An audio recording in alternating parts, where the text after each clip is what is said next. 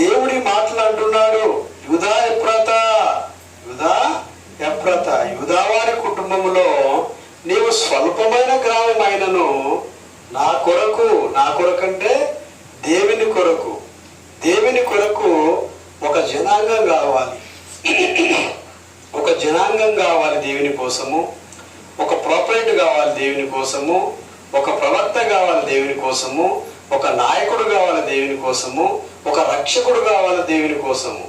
కనుకనే ఈ లోకాన్నంతా రక్షించడానికి ఒక వ్యక్తి కావాలి అని దేవుని సంకల్పమైనది. ప్రియమైన దేవుని బిడ్డలారా, కనుకనే నా కొరకు ఇశ్రాయేలీలను ఏలబోవు వాడు నీలో నుండి వచ్చును అంటున్నాడు.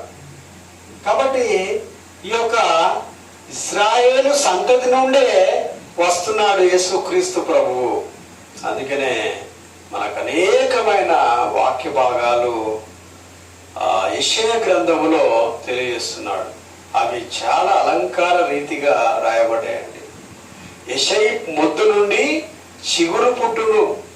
ఒక యెషయి మొద్దు నుండి అట ఏం పుడుతుందటండి? చిగురు పుడుతుంది. ఆ చిగురు ఎవరయ్యా అంటే దావీదు కుమారుడు. ఆ కుమారుడు ఎవరయ్యా అంటే యేసుక్రీస్తు ప్రభువు అండి. కనుక ప్రియ దేవుని బిడ్డలారా,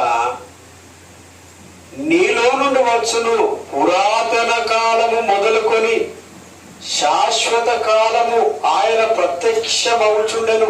చూడండి, ద ఇటర్నల్ లైఫ్, ఆయన శాశ్వత కాలము కూడా, జీవిత కాలం అంతా కూడా, ఇటర్నల్ లైఫ్ అంటే మొత్తం జీవితాంతం కూడా ఆయన మనల్ని ఏం చేస్తాడండి? ఏలుతాడు.